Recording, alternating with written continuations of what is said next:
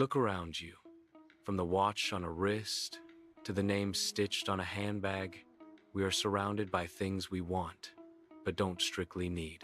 For centuries, economists have been baffled by a simple fact. The price of a luxury item goes up, yet demand often follows it higher. This flies in the face of logic, contradicting the basic laws of supply and demand. Why? Because the price tag on luxury is not just a cost, it's a communication tool. It's a carefully crafted signal of status and belonging. The central conflict of modern consumerism is laid bare. When we hand over our hard-earned money for something extravagantly expensive, are we seeking deep, lasting happiness, or are we just paying the emotional price for temporary validation?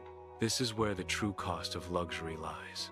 The engine driving this phenomenon is the Veblen effect, named after economist Thorstein Veblen. He theorized that certain pricey goods become desirable because they are expensive, functioning purely as status symbols to display economic power and social position. The high price isn't a barrier to entry. It is the entry requirement. It signals rarity, superior quality, and membership in an exclusive circle. This is more than just buying a nice item. It's about conspicuous consumption, the act of buying to publicly stand out from the crowd. The psychological drivers are profound. The human need for recognition, the desire to boost self-esteem, and the constant urge for social comparison.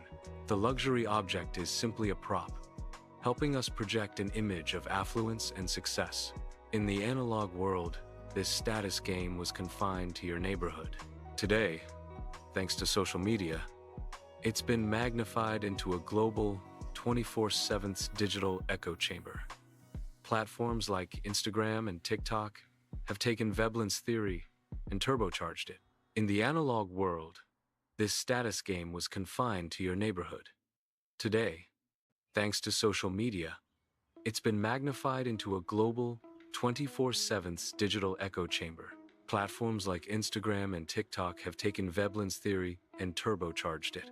For younger generations, especially Gen Z, the value of peer validation is immensely heightened. Digital communities and influencers provide constant informational cues and intense normative pressure, the pressure to measure up to the perfectly curated life you see online. Research confirms that what we call consumption status, the exclusivity and recognition that possessions grant, is a dominant determinant of our purchase decisions. When we feel that peer validation, those digital interactions translate into a stronger purchase intention. Social media isn't just selling luxury goods. It's selling the solution to the status anxiety it helped create. This pursuit of external validation, however, is undermined by a harsh psychological truth known as the hedonic treadmill. We adapt. That intense rush of joy we feel from a new luxury purchase, the feeling that we finally made it, is fleeting. Our happiness levels quickly return to their emotional baseline. Material luxury, because it is static and physical, is highly vulnerable to this emotional depreciation. It quickly becomes just another thing we own. This is why researchers consistently find that experiential purchases, a trip, a concert, a masterclass, lead to significantly more retrospective happiness than material goods. Why? Because we adapt more slowly to experiences. They integrate into our identity and memory, offering a source of long-lasting satisfaction.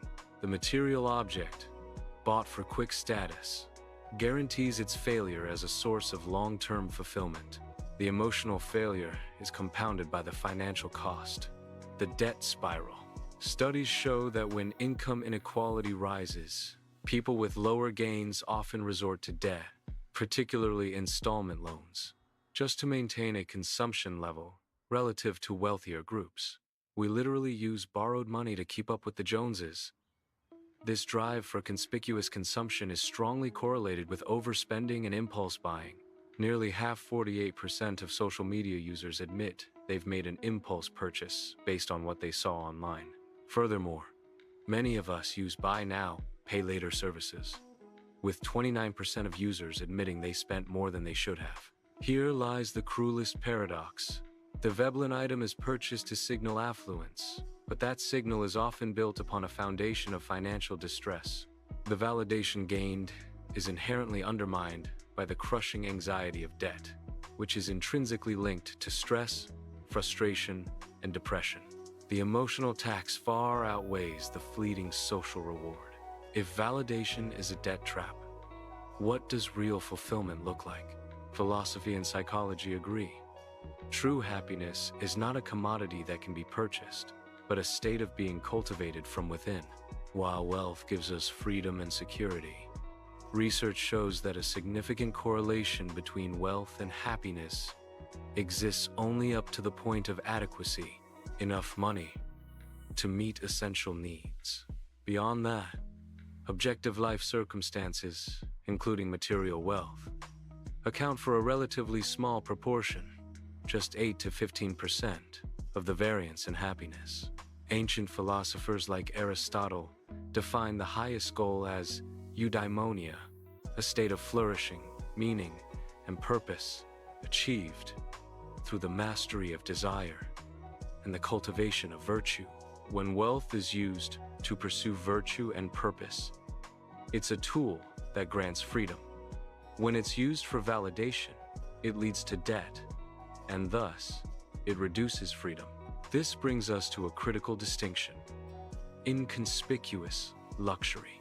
This is a purchase motivated not by the need to signal status to others, but by an appreciation for premium quality, superior design, and masterful craftsmanship that goes far beyond what is required. This luxury serves the self, not the audience. It's driven by user comfort and enduring value. For many who buy this way, the item is viewed as an investment, a timeless piece that resists the rapid hedonic adaptation that plagues validation-seeking goods. It is a subtle shift, moving the locus of validation from external peer approval to internal self-approval. This is status earned, not status purchased. The emotional price of luxury is determined entirely by its motive.